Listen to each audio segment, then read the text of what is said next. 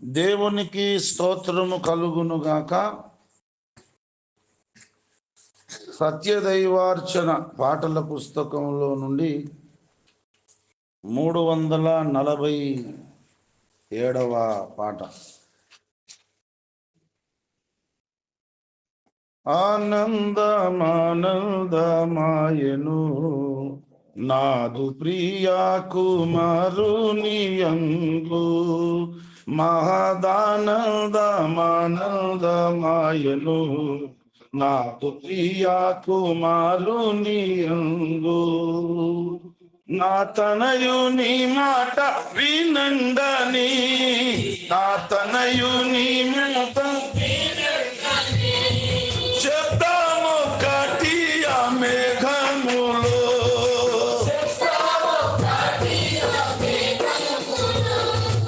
ఉద్భవించే నద్భుతముగా, ఉద్భవించే నద్భుతముగా. ఆనందమానందమాయను నాదు ప్రియా కుమారుని యందు, మహదానందమానందమాయను నాదు ప్రియా. ప్రేమించుచున్నావు నీతిని, దుర్నీతిని ద్వేషించినావు. నీవు ప్రేమించుచున్నావు నీతిని, దుర్నీతిని ద్వేషించినావు. అందుచే నీతోటి వారి కంటే, అందుచే ఆనంద తైలముతో తండ్రి నిన్ను,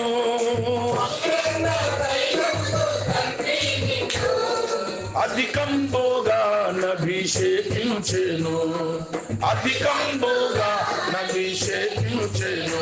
మహదానందమానందమాయను నాదు ప్రియా కుమారుని యందు, మహదానందమానందమాయను నాదు ప్రియా కుమారుని యందు. అంచదినములయందున ఆ వింత కుమారుని ద్వారా, ఈ అంచదినములయందున ఆ వింత కుమారుని ద్వారా మానవులతోడ మాట్లాడేను,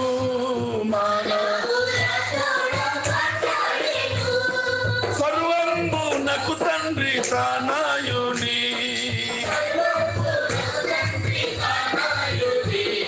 వారసునిగా నియమించెను, వారసునిగా నియమించెను.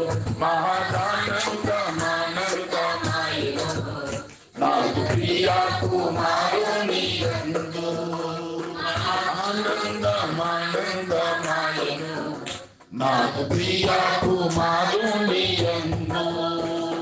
తనయుండే ఆ తండ్రి మహిమ, ఆ తత్వంబు రూపంబు తానే, ఆ తనయుండే ఆ తండ్రి మహిమ, ఆ తత్వంబు రూపంబు తానే. మా ఆత్మమైనట్టి మాట చేత,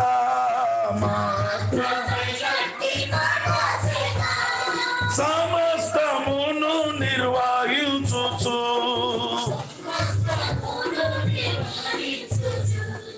అందరిలో అతి శ్రేష్ఠుండాయే, అందరిలో అతి శ్రేష్ఠుండాయే. మహదానందమానందమాయను నాదు ప్రియా కుమారుని యందు, ఆనందమానందమాయను నాదు ప్రియా కుమారుని యందు. నీవు నాదు కుమారుండవు, నిన్ను ప్రేమించి కన్నాను నేను. నీవు నాదు కుమారుండవు, నిన్ను ప్రేమించి కన్నాను నేను. దండిగా తనయుని ముద్దాడుడి, దండిగా నిండుగా నాశ్రయించుడి,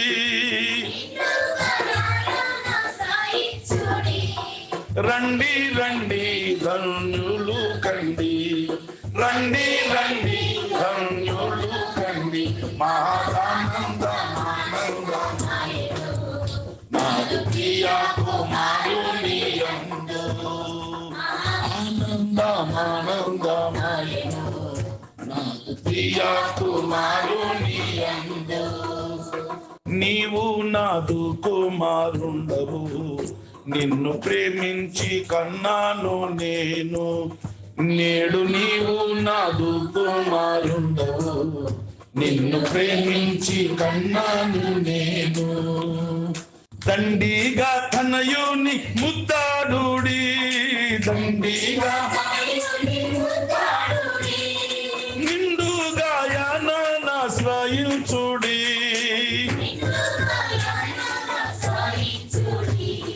రండి రండి ధన్యులు కండి, రండి రండి ధన్యులు కండి, మహదానందమానందమాయను నాదు ప్రియ కుమారుని యందు, ఆనందమానందమాయను నాదు ప్రియ కుమారుని యందు.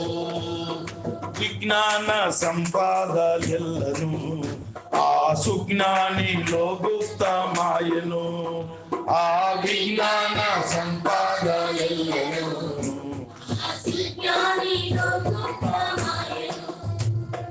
సంతోషమును పరిశుద్ధత, సంతోషమును సమాధానము నీతి శక్తియు,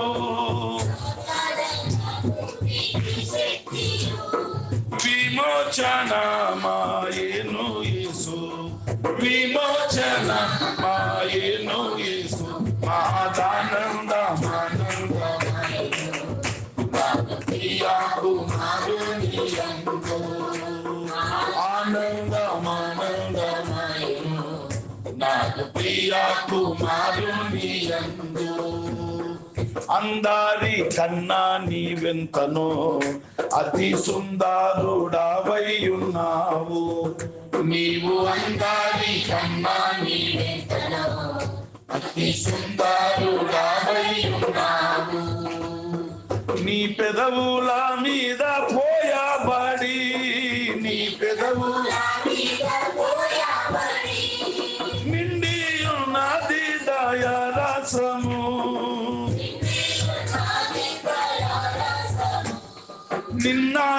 నిన్నాశీర్వాదించెను తండ్రి, నిన్నాశీర్వాదించెను తండ్రి, మహదానందమానందమాయను నాదు ప్రియ కుమారుని యందు, ఆనందమానందమాయను నాదు ప్రియ కుమారుని యందు.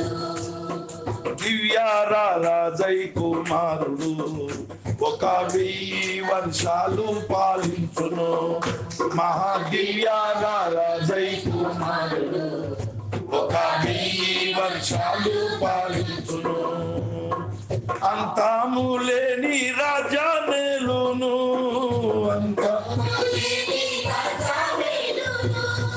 ఎందరు జయంబు నందుదురో,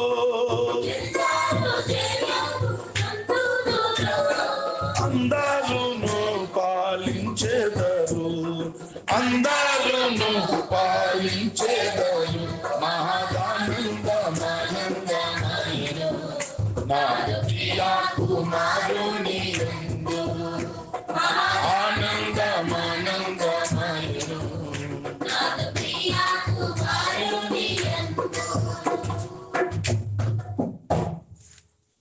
దేవునికి స్తోత్రము కలుగునుగాక. సర్వలోక రక్షకుడు విశ్వ విమోచకుడైన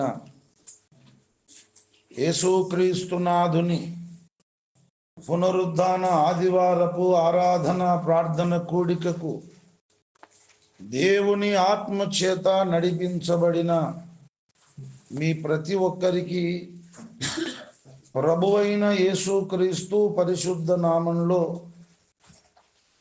నా హృదయపూర్వకమైన వందనాలు, కృతజ్ఞతలు తెలియజేస్తున్నాను. ఈ సమయంలో నేరుగా దేవుని పరిశుద్ధ వాక్యములో నుండి ఒక 5-10 నిమిషాలు దేవుని వాక్యాన్ని శ్రద్ధతో ఆలకించి నేర్చుకుందాం, హృదయంలో చేర్చుకుందాం. మన జీవితములలో, మన బ్రతుకులలో దేవుడు పంపిన ఉపదేశమును మనం నిక్షిప్తము చేసుకొని ఈ లోకానికి వెలుగై మనమందరము ప్రకాశించుదాం. దేవుని పరిశుద్ధ వాక్యములో నుండి కీర్తనల గ్రంథము 2వ కీర్తన 12వ వచనాన్ని నేనే చదువుతున్నాను. అందరూ బైబిల్ తెరచి చూడండి. చదువుతున్న లేఖన భాగాన్ని శ్రద్ధతో ఆలకించండి. 2వ కీర్తన 12వ వచనం.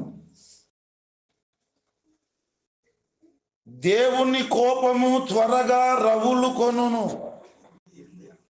కుమారుని ముద్దు పెట్టుకొనుడి. లేని ఎడల దేవుడు కోపించును, అప్పుడు మీరు త్రోవ తప్పి నశించెదరు. ఆయనను ఆశ్రయించు వారందరూ ధన్యులు. చదవబడిన ఈ లేఖన భాగమును దేవుడు మన వినికిడిలో ఆశీర్వదించునుగాక. ప్రభునందు నాకు అత్యంత ప్రియులారా, చదవబడిన లేఖన భాగములో ఒక కుమారుడు కనబడుతున్నాడు. ఆ కుమారుణ్ణి మనం ముద్దు పెట్టుకోవాలి.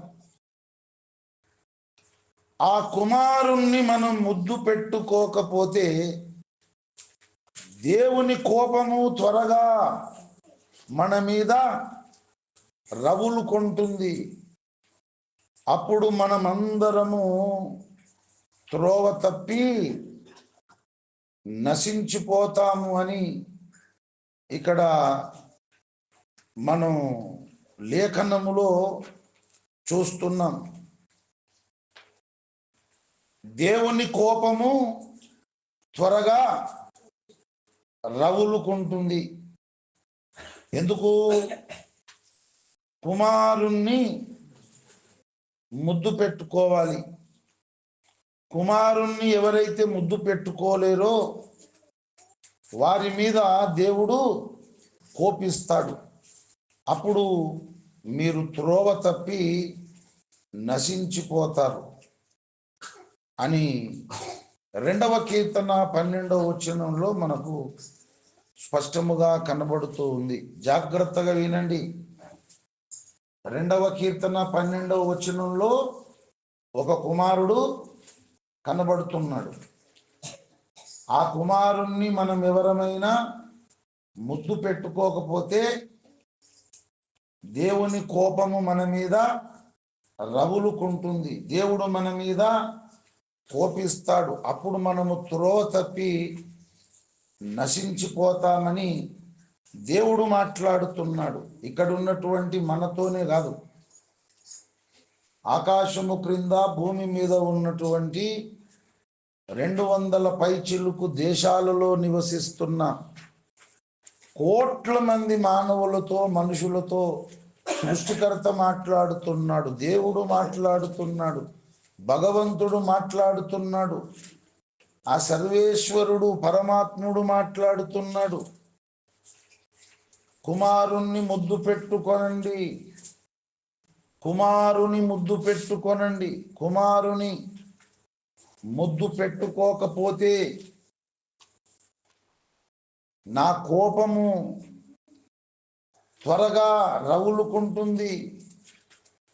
ఎవరైతే కుమారుని ముద్దు పెట్టుకోలేదో, ఎవరైతే కుమారుని ముద్దు పెట్టుకొనలేదో వారి మీద నేను కోపిస్తాను. అప్పుడు మీరు త్రోవ తప్పి నశించిపోతారు. ఇంతకు ఈ కుమారుడు ఎవరు అనేది మనము గ్రహించాలి, నేర్చుకోవాలి. 2వ కీర్తన 12వ వచనంలో మనకు ప్రత్యక్షమవుతున్నటువంటి ఈ కుమారుడు ఎవరు అంటే 2వ కీర్తన 7వ వచనంలో నీవు నా కుమారుడవు, నేను నిన్ను కనియున్నాను. ఇక్కడ దేవుడే మాట్లాడుతున్నాడు. యెహోవా దేవుడు సెలవిస్తున్నాడు, నీవు నా కుమారుడవు, నేడు నేను నిన్ను కనియున్నాను. దేవుడు కన్నటువంటి దేవుని కుమారుడు, సమీపించరాని తేజస్సులో దేవుడొక్కడే ఉన్నాడు. ఆ సమీపించరాని తేజస్సులో ఉన్నటువంటి ఆ దేవుడు ఒక కుమారుణ్ణి కన్నాడు. దేవుడు కన్న దేవుని కుమారునితో దేవుడే మాట్లాడుతున్నాడు, నీవు నా కుమారుడవు, నేడు నేను నిన్ను కనియున్నాను. ఇదే మాట హెబ్రీ పత్రిక 1వ అధ్యాయం 5వ వచనంలో కనబడుతుంది. నీవు నా కుమారుడవు, నేను నేడు నిన్ను కనియున్నాను. ఇదే మాట హెబ్రీ పత్రిక 5వ అధ్యాయం 5వ వచనంలో కనబడుతుంది. నీవు నా కుమారుడవు, నేను నేడు నిన్ను కనియున్నాను. 2వ కీర్తన 12వ వచనంలో మనకు కనబడుతున్న కుమారుడు దేవుడు కన్నటువంటి దేవుని కుమారుడు. అంతేకాదు, దేవుడు ఈ లోకానికి పంపిన కుమారుడు, దేవుడు ఈ లోకమునకు అనుగ్రహించిన కుమారుడు. యెషయా ప్రవచన గ్రంథం 9వ అధ్యాయం 6వ వచనం, ఏలయనగా మనకు శిశువు పుట్టెను, మనకు కుమారుడు అనుగ్రహింపబడెను. జాగ్రత్తగా వినండి, మనసున పెట్టుకోండి. 2వ కీర్తన 12వ వచనంలో ఒక కుమారుడు కనబడుతున్నాడు. ఆ కుమారుడు ఎవరు? దేవుడు కన్నటువంటి దేవుని కుమారుడు. రెండవది, దేవుడు ఈ లోకమునకు అనుగ్రహించిన కుమారుడు. దేవుడు ఈ భూమి మీద ఉన్నటువంటి మానవులందరికీ, మనుషులందరికీ అనుగ్రహించినటువంటి కుమారుడు. యోహాను సువార్త 3వ అధ్యాయం 16వ వచనము మీరు చూడండి. దేవుడు లోకమును ఎంతో ప్రేమించెను కాగా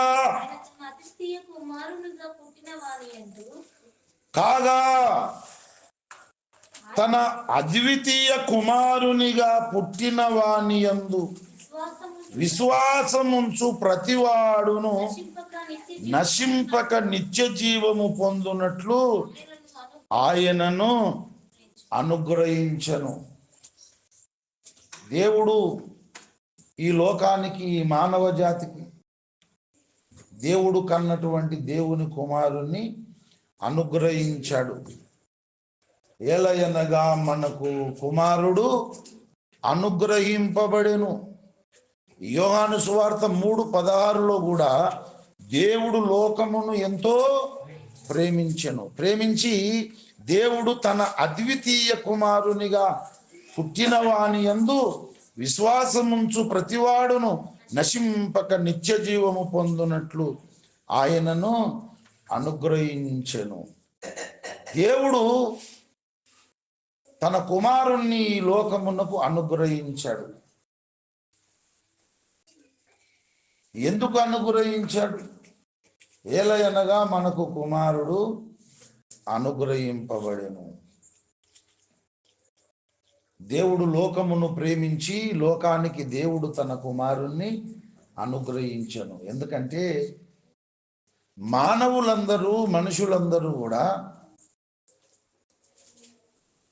ఆదాము హవ్వల సంతానమైనందుచేత అందరూ కూడా పాపము చేసిన వారయ్యారు. రోమాపత్రిక 5వ అధ్యాయం 12వ వచనం. ఇట్లుండగా ఒక మనుషుని ద్వారా పాపము ద్వారా మరణమును లోకములోనికి ఎలాగూ ప్రవేశించెను, అలాగుననే మనుషులందరూ పాపము చేసినందున మరణము అందరికీ సంప్రాప్తమాయెను. ఆదాము హవ్వలు దేవుడు ఆజ్ఞాపించిన ఆజ్ఞను అతిక్రమించి దేవుడు తినవద్దని చెప్పిన నిషిద్ధ ఫలాలను తిన్నారు. మహిమను కోల్పోయినారు, పరిశుద్ధతను కోల్పోయినారు. ఆదాము హవ్వలు పాపులై మానవ సమాజమునంతటిని కన్నారు. మనందరికీ బాగా తెలుసు, కాకి పిల్లలు ఎప్పటికైనా కాకులే అవుతాయి తప్ప పావురములు కావు. అయితే కాకి పిల్లలు అవి పెరిగి పెద్దయి మరలా కాకులే అవుతాయి, తెల్లటి పావురాలు అవి కాలేవు. అలాగే పందులు ఉంటాయి, పందులు కూడా పిల్లలను కంటాయి. ఒక్కొక్క పంది 6, 8, 10, 12 కూడా కంటాయి. అది పుట్టినప్పుడు పంది పిల్లలు చిన్నగా ఉంటాయి, చాలా బాగా కనబడతాయి కదా. వాటిని మనం సాధు చేయాలనిపిస్తుంది. అవి పుట్టినప్పుడు బాగానే ఉంటాయి. మరి అవి పెరిగి పెద్దయి ఏమవుతాయి? సింహపు పిల్లలు అవుతాయా? ఎప్పటికి కావు, మళ్ళీ పందులే అవుతాయి. కాబట్టి కాకి పిల్లలు కాకులు అయినట్టు, పంది పిల్లలు పందులు అయినట్టు, పాపుల పిల్లలు పాపులే అయినారు కానీ పుణ్యాత్ములు కాలే, పరిశుద్ధులు కాలే. రోమాపత్రిక 3:23. ఏ భేదమును లేదు, అందరూ పాపము చేసి ఉన్నారు. మానవులందరూ, మనుషులందరూ పాపము చేసి ఉన్నారు. మరి పాపమునకు వచ్చే జీతము, పాపమునకు వచ్చే ఫలితము, పాపము ద్వారా వచ్చే పర్యావసనం ఏంటి చెప్పండి? రోమాపత్రిక 6:23. ఏలయనగా పాపము వలన వచ్చు జీతము మరణము. ఇది ఎటువంటి మరణం? ఈ భూమి మీద మనుషులు చచ్చిపోతారు కదా, దాన్ని చావు అంటారు. దేవుడైతే దానిని నిద్ర అంటాడు. సహోదరులారా, నిరీక్షణ లేని ఇతరుల వలె మీరు దుఃఖపడకుండునట్లు నిద్రించిన వారిని గూర్చి మీకు తెలియకుండుట నాకు ఇష్టము లేదంటాడు. లాజరు చచ్చిపోయాడు, సమాధిలో ఉన్నాడు, 4 రోజులైంది. యేసుప్రభు తన శిష్యులతో అంటాడు, మన స్నేహితుడగు లాజరు నిద్రించుచున్నాడు. ఏమన్నాడు చెప్పండి? యేసుప్రభు మన స్నేహితుడైన లాజరు నిద్రించుచున్నాడు. అప్పటికే చచ్చిపోయి సమాధిలో ఉన్నాడు, 4 రోజులవుతుంది. కనుక ఈ భూమి మీద సావు అనేది మనం చూస్తున్నాం. మనుషులు చచ్చిపోతున్నారు, దాన్ని సావు అంటున్నాం. దేవుడేమో దానిని నిద్ర అంటున్నాడు. మరి ఏలయనగా పాపము వలన వచ్చు జీతము మరణం అన్నాడు. ఈ మరణం ఏంటి? ఈ మరణం ఏంటి అంటే ప్రకటన గ్రంథం 21వ అధ్యాయం 8వ వచనము మీరు చూడండి. పిరికివారును, అవిశ్వాసులను, అసహ్యులను, నరహంతకులను, వ్యభిచారులను, మాంత్రికులను, విగ్రహారాధకులను, అబద్ధికులందరూ అగ్నిగంధకముల చేత మండుగుండములో పాలు పొందుదురు. ఇది 2వ మరణం. రోమా 6:23లో మనకు కనబడుతున్న మరణం ఏలయనగా పాపము వలన వచ్చు జీతం మరణం. ఆ మరణం అంటే ఏంటో ఇక్కడ చెబుతున్నారు. యెహోవా గ్రంథమును పరిశీలించి చదువుకొనుడి, దేని జతపక్షి దానికి ఉండక మానదు. ఆజ్ఞ వెంబడి ఆజ్ఞ, సూత్రము వెంబడి సూత్రము. యెహోవా వాక్యము కొంత ఇచ్చట కొంత అచ్చట మీకు వచ్చును. రోమ 6:23లో ఏలయనగా పాపము వలన వచ్చు జీతం మరణం. ఏంటి ఆ మరణం? అగ్ని గంధకములతో మండు గుండము.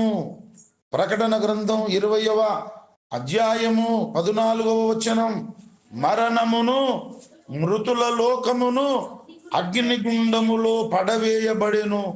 ఈ అగ్నిగుండము రెండవ మరణం. ఒక పెద్ద అగ్నిగుండం ఉంటుంది. ఆ అగ్నిగుండంలో అగ్ని గంధకాలు ఉంటాయి. ఆ అగ్ని గంధకాలు ఎప్పుడు కాలుతూనే ఉంటాయి. అగ్ని జ్వాలలు పైకి లేస్తూ ఉంటాయి. అందులో ఒక్కసారి పడితే మరలా బయటకు వచ్చే అవకాశం లేనే లేదు. దానినే నరకము, పాతాళము, అగ్నిగుండము అని బైబిల్ చెబుతుంది. అగ్ని గంధకముల చేత మండే గుండము, అగ్ని జ్వాలలు పైకి లేస్తాయి. అందులో మనుషులు పడుతున్నారు.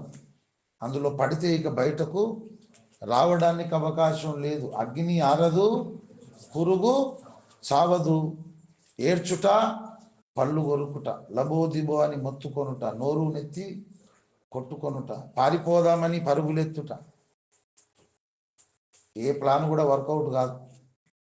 ఎంత గింజుకున్నా, ఎంత ప్రయత్నం చేసినా ఒక్కసారి అగ్నిగుండంలో పడితే మరలా బయటకు వచ్చే అవకాశము లేదు. యుగ యుగాలు మనుషులు ఆ అగ్నిగుండంలో నశిస్తారు. అందుకొరకు దేవుడు ఏం చేశాడు? లోకమును ప్రేమించాడు. లోకములో ఉన్న మనుషులను ప్రేమించాడు. దేవుడు కన్నటువంటి దేవుని కుమారుణ్ణి ఈ లోకమునకు అనుగ్రహించాడు. దేవుడు కన్నటువంటి ఆ దైవ కుమారుణ్ణి ఈ లోకానికి పంపించాడు. ఎందుకు పంపించాడో యోహాను రాసిన మొదటి పత్రిక 4వ అధ్యాయం 10వ వచనము చూడండి. మనము దేవుని ప్రేమించితిమని కాదు, తానే మనలను ప్రేమించి మన పాపములకు ప్రాయశ్చిత్తమై ఉండుటకు తన కుమారుని పంపెను. ఏ భేదము లేదు, అందరూ పాపము చేశారు గనుక అందరికి కూడా మరణము సంప్రాప్తమైంది, అగ్నిగుండం సంప్రాప్తమైంది.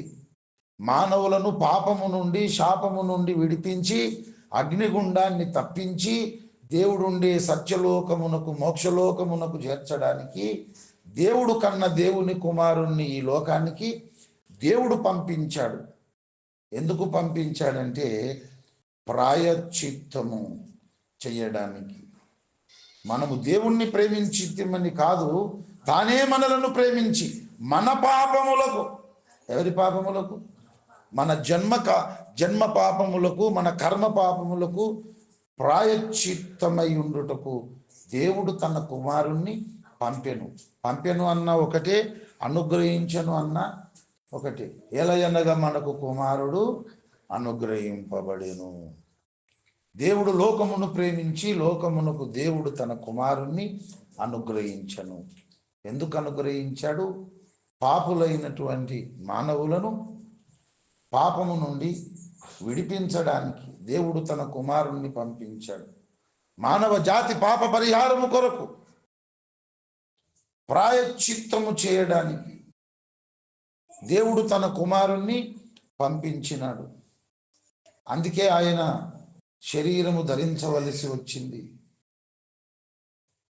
ఎందుకు శరీరము ధరించవలసి వచ్చింది? హెబ్రీ పత్రిక 9:22, రక్తము చిందింపకుండా పాపక్షమాపణ కలుగుట అసాధ్యము. ఎడ్ల యొక్కయు మేకల యొక్కయు రక్తము పాపములను తీసివేయుట అసాధ్యము. రక్తము తప్పకుండా చిందించబడాలి.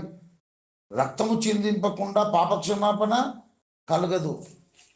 పాపక్షమాపణ కలగాలంటే, పాపమునకు ప్రాయశ్చిత్తం జరగాలంటే, పాపమునకు పరిహారం జరగాలంటే పరిశుద్ధమైన రక్తం, అది భూమి మీద లేదు. అందుకే దేవుడు శరీరము ధరించి అవతారం ఎత్తవలసి వచ్చింది. దావీదు పట్టణమందు రక్షకుడుగా పుట్టవలసి వచ్చింది. శరీరమును బట్టి క్రీస్తు వీరిలో పుట్టెను. రోమా 9:5 శరీరమును బట్టి క్రీస్తు వీరిలో పుట్టెను. ఆ వాక్యము శరీరధారి అయి కృపాసత్య సంపూర్ణుడుగా మన మధ్య నివసించెను. శరీరం ఎందుకు ధరించాడంటే తన్ను తాను బలిగా అర్పించుకోవడానికి, సిలువలో యజ్ఞము కావడానికి, పరిశుద్ధమైన రక్తము గార్చడానికి, మానవ పాపములకు పరిహారము చేయడానికి, ప్రాయశ్చిత్తం కావడానికి. ఆ దేవుడు కన్నటువంటి దేవుని కుమారుణ్ణి దేవుడు ఈ లోకానికి అనుగ్రహించాడు. ఈ లోకానికి దేవుడు ఆయనను పంపించాడు. ఆయన శరీరము ధరించింది మరియమ్మ గర్భంలో. మరియమ్మ గర్భములోనే దేవుడు ఒక శరీరాన్ని తయారు చేశాడు. మరియమ్మ గర్భములో దేవుడు తయారు చేసినటువంటి శరీరాన్ని తొడుక్కొని దావీదు పట్టణమందు ఆ దైవ కుమారుడు మరియ కుమారునిగా ఆయన ప్రత్యక్షమైనాడు. మత్తయి సువార్త 1:21 ఆమె ఒక కుమారుని కనును, ఆ కుమారుడు తన ప్రజలను పాపము నుండి విడిపించును. ఆమె అంటే ఎవరు? మరియ ఒక కుమారుణ్ణి కంటుంది. ఆ కుమారుడు మానవ జాతి పాపముల నుండి మనుషులను విడిపిస్తాడు. లూకా సువార్త 2:6-7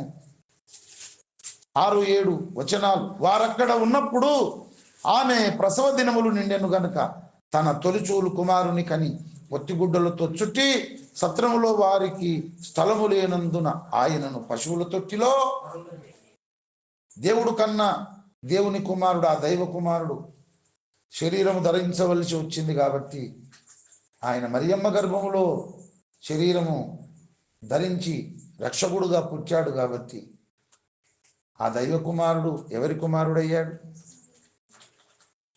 మరియ కుమారుడైనాడు. ఆ దైవ కుమారుడు మరియమ్మ గర్భమున రూపుదాల్చుకొని భూమి మీద అవతరించాడు కనుక మరియ కుమారుడైనాడు. దేవుడు కన్నటువంటి దేవుని కుమారుడు శరీరము దాల్చడానికి మరియ కుమారుడైనాడు. ఆయన పేరు యేసుక్రీస్తు. ఆ యేసుక్రీస్తు అనే కుమారుణ్ణి మనం ముద్దు పెట్టుకోవాలి. లేకపోతే దేవుని కోపము మన మీద త్వరగా రవులుకుంటుంది. దేవుడు మన మీద కోపిస్తాడు. అప్పుడు మనం త్రోవ తప్పి నశించిపోతాం. త్రోవ తప్పి నశించిపోతాం అంటే అగ్నిగుండం పాలవుతాము. అందుకే దేవుడు తన పోలికలో తన స్వరూపంలో మానవులను, మనుషులను సృష్టించుకున్నాడు గనుక దేవుడు ఈ లోకమును ఎంతో ప్రేమించాడు. ఈ లోకానికి తన అద్వితీయ కుమారుణ్ణి అనుగ్రహించాడు. ఆయనే లోక పాపములను మోసుకొని పోయి కలవరిగిరి కొండల్లో శిలువ మీద కాళ్ళలో చేతులలో బలమైన మేకులు కొట్టబడి, తలకు ముళ్ళ కిరీటము కొట్టబడి, ఒళ్ళన్ని కొరడా దెబ్బలు, గాయాలు, ఒక్క చుక్క రక్తము లేకుండా కార్చి తన్ను తాను బలిగా అర్పించుకొని మరణించి సమాధి చేయబడి 3వ దినమున తిరిగి లేచినాడు.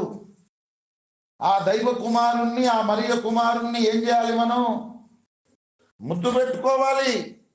లేకపోతే దేవుడు కోపిస్తాడు. అప్పుడు మనం త్రోవ తప్పి నశించి అగ్నిగుండం పాలవుతాం. ఇది క్రిస్మస్ అంటే, క్రిస్మస్ ఉపదేశం అంటే ఇది. ప్రభునందు ప్రియులారా, మరి కుమారుణ్ణి ఎట్లా ముద్దు పెట్టుకోవాలి? ఇంతకు ఆ కుమారుడు ఎవరు? ఆ కుమారుడు ఎవరు అంటే యేసుక్రీస్తు. మరి యేసుక్రీస్తుని ఏం చేయాలి? మనం ముద్దు పెట్టుకోవాలి అని మనకు వాక్యం సెలవిస్తుంది. అయితే ఆ కుమారుణ్ణి ముద్దు పెట్టుకున్నటువంటి ఒక పాపాత్మురాలైనటువంటి స్త్రీ మనకు లూకా సువార్త 7వ అధ్యాయము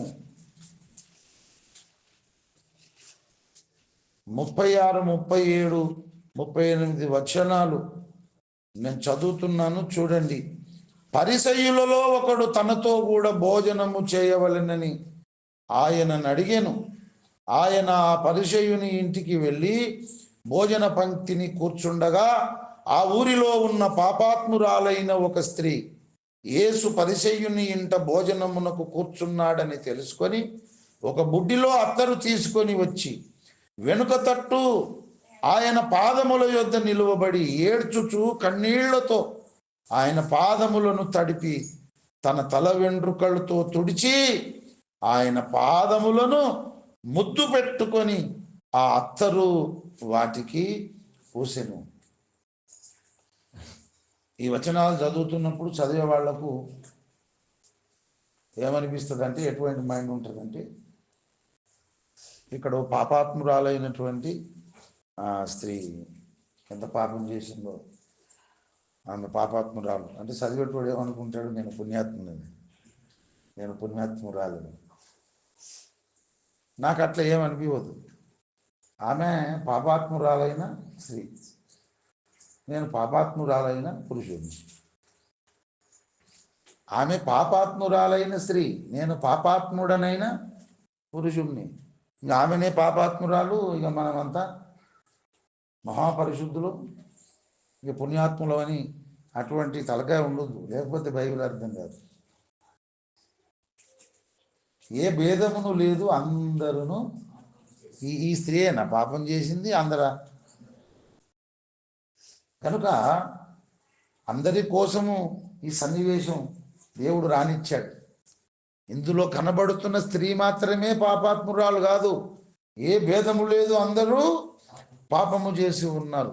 అయితే ఈ పాపాత్మురాలైనటువంటి స్త్రీ యేసు ప్రభు వారి వెనుకాలకు వచ్చి యేసయ్య పాదముల మీద అత్తరు బుడ్డి పగలగొట్టి యేసయ్య పాదముల మీద పోసింది. మరి వెనుక తట్టు ఆ ఊరిలో ఉన్న పాపాత్మురాలైన ఒక స్త్రీ యేసు పరిసయ్యుని ఇంట భోజనమున కూర్చున్నాడని తెలుసుకొని ఒక బుడ్డిలో అత్తరు తీసుకొని వచ్చి వెనుక తట్టు ఆయన పాదముల యొద్ద నిలువబడి ఏడ్చుచూ కన్నీళ్లతో ఆయన పాదములను తడిపి తన తల వెంట్రుకలతో తుడిచి ఆయన పాదములను ముద్దు పెట్టుకొని ఆ అత్తరు వాటికి పూసెను. పాపాత్మురాలైన స్త్రీ ఏం చేసింది? యేసయ్య పాదాలను ఆశ్రయించింది, పశ్చాత్తాపపడ్డది. ఆ పశ్చాత్తాపముతో కన్నీళ్లు జలజల రాలిని. ఎన్ని కన్నీళ్లు తెలుసా? యేసయ్య పాదాలే తడిసిపోయినాయి. పాదాలు తడవాలంటే చిన్న గ్లాసు నీళ్ళు అయితే తడుస్తాయా? ఒక చెంబెడు నీళ్ళు అయితే పాదాలు తడుస్తాయి. ఆమె పశ్చాత్తాపడి కన్నీళ్లు పెట్టుకుంటే యేసయ్య పాదాలే తడిసినాయి. తడిసిన పాదాలను ఆమె తల వెంట్రుకలతో తుడిచింది. తుడిచిన పాదాలను ముద్దు పెట్టుకుంటుంది. ఆ అత్తరు ఆ పాదాలకు పూసింది. ఆమె పశ్చాత్తాపడ్డది, కన్నీళ్లు గార్చింది, యేసయ్య పాదాలు తడిపింది, తల వెంట్రుకలతో తుడిచింది. తాను తెచ్చిన అత్తరు యేసయ్య పాదాలు పూసింది. ఆయన పాదాలు ముద్దు పెట్టుకునుట మానలేదు. ఇంటికి భోజనానికి పిలిచిన పరిసయ్యుడు, ఈయన దైవకుమారుడు, దేవకుమారుడు, తన పాదాలు పట్టుకున్న స్త్రీ ఎటువంటిదో తెలియదా? ఇంత తెలియకుండా ఉన్నాడా అని హృదయంలో అనుకుంటున్నాడు. అప్పుడు యేసుప్రభు ఏమన్నాడు తెలుసా? సీమోను, నీ ఇంటికి నన్ను భోజనానికి పిలిచావు, నీ ఇంటికి వస్తే కాళ్ళు కడుక్కోమని నాకు చెంబెడు నీళ్ళు ఇవ్వలేదు, కానీ ఈ పాపాత్మురాలైన స్త్రీ తన కన్నీళ్లతో నా పాదాలు తడిపింది. నీటికి నీవు నన్ను భోజనానికి పిలిచావు, నా తలకు నూనె నువ్వు అంటలేదు, కానీ ఈ స్త్రీ తన తల వెంట్రుకలతో నా పాదాలు తుడిచింది. కనీసం నువ్వు ఇంటికి పిలిచావు భోజనానికి, ముద్దు కూడా పెట్టుకోలే నువ్వు. నేను వచ్చినప్పటి నుండి ఈ స్త్రీ నా పాదాలు ముద్దు పెట్టుకొనుట మానలేదు. ఆమె విస్తారముగా నన్ను ప్రేమించింది కనుక ఆమె విస్తారమైన పాపాలు క్షమించబడ్డాయి అన్నాడు. పాపాత్మురాలైనటువంటి స్త్రీ పాపక్షమాపణ పొందింది, అగ్నిగుండాన్ని తప్పించుకుంది, మోక్షానికి వారసురాలైంది. కానీ ఇంటికి పిలిచిన ఆ పరిచయుడు పాపక్షమాపణ పొందుకున్నాడా? పాపక్షమాపణ పొందుకోలేదు. సీమోను, నీవు నీ ఇంటికి నన్ను పిలిచి మంచి భోజనం పెట్టావు, నీ పాపాలు క్షమించాను అన్నాడా? పాపాలు క్షమించాలంటే భోజనం పెడితే కాదు. పాపాలు క్షమించబడాలంటే పశ్చాత్తాపపడాలి. పాపాత్మురాలైన స్త్రీలాగా యేసయ్య పాదాల దగ్గర మనం చేసిన పొరపాట్లకు, తప్పులకు, పాపాలకు, దోషాలకు, అపరాధాలకు, అజ్ఞాన కృతములన్నిటికీ పశ్చాత్తాపపడాలి, కన్నీళ్లు కార్చాలి. యేసయ్య పాదాలు మనం ముద్దు పెట్టుకోవాలి. అప్పుడు మన పాపములను ఆయన క్షమిస్తాడు. బైబిల్ చెప్పింది, మన పాపములను మనము ఒప్పుకొని ఎడల దేవుడు నమ్మదగిన వాడును, నీతిమంతుడు గనుక మన సమస్త పాపములను క్షమించి మనలను పవిత్రులనుగా చేయును. ప్రభువునందు ప్రియులారా, పాపాత్మురాలైన స్త్రీ ఆమె పశ్చాత్తాపపడ్డది, ఆయనను విస్తారంగా ప్రేమించింది, ఆమె విస్తారమైన పాపాలన్నీ క్షమించబడ్డాయి. ఏడ్చి ఏడ్చి కన్నీళ్లతో కాళ్ళు గడిగితి, నా ముచ్చటైన కురులతో కాళ్ళు తుడిచితి. ఏడ్చి ఏడ్చి కన్నీళ్లతో కాళ్ళు గడిగితి, నా ముచ్చటైన కురులతో కాళ్ళు తుడిచితి. ముద్దు పెడితిని పరిశుద్ధ పాదములు, ముద్దు పెడితిని పరిశుద్ధ పాదములు, నా పాపములన్నీ క్షమించినప్పుడే,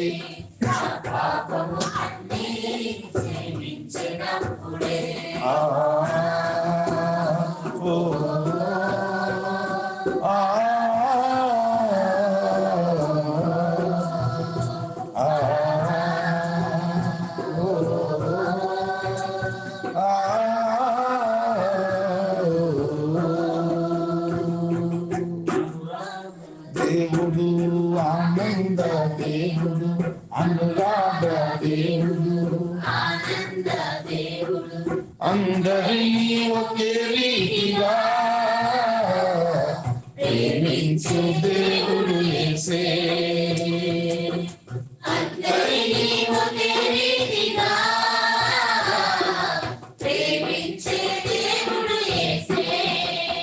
ప్రభునందు ప్రియులారా, యేసుక్రీస్తు అనే దైవ కుమారుణ్ణి, మరియ కుమారుణ్ణి పాపాత్మురాలైన స్త్రీ ఆయన పాదాలను ముద్దు పెట్టుకొని అగ్నిగుండాన్ని తప్పించుకొని మోక్షమును ఎలా సంపాదించుకుందో మనము కూడా ఆ దైవ కుమారుడైన క్రీస్తు యేసును, మరియ కుమారుడైన యేసుక్రీస్తును ఆశ్రయించాలి. ఆయనను ఆశ్రయించు వారందరూ ధన్యులు. కుమారుణ్ణి ముద్దు పెట్టుకొనిది లేని ఎడల ఆయన కోపించును, అప్పుడు మీరు త్రోవ తప్పి నశించిపోతారు. మనము నశించక నిత్య జీవం పొందడానికే దేవుడు తన కుమారుణ్ణి లోకానికి అనుగ్రహించాడు. ఆ లోకమునకు అనుగ్రహించిన ఆ దైవ కుమారుని పేరు, మరియ కుమారుని పేరు నజరేయుడైన యేసు. ఆయన పాదాల చెంత మనం మోకరిల్లి మన తప్పులు, పొరపాట్లు, పాపాలు ఒప్పుకొని విడిచిపెడితే ఆయన మనల్ని కనికరిస్తాడు, ఆయన మనల్ని క్షమిస్తాడు. ఆయన శిలువలో కార్చిన రక్తము చేత మనల్ని పరిశుద్ధపరిచి పవిత్రపరుస్తాడు. అద్భుతమైనటువంటి క్షమాపణ పొందుకొని ఆయన కృపకు మనం పాత్రులమవుతాము. అటువంటి జ్ఞానమును ప్రత్యక్షతయు గల మనసు ఆ దేవుడే మనకు దయచేయునుగాక. అందరూ తలలు వంచి కళ్ళు మూసుకోండి. మనమందరము దేవుడు పంపిన ఉపదేశమును సందేశమును మన జీవితములకు మన బ్రతుకులకు అన్వయించుకొని మనలను మనము స్వపరీక్ష చేసుకొని మనలను మనం పరీక్షించుకొని యోగ్యముగా మనం దేవుని విందుశాలకు నడిపించబడుదాం.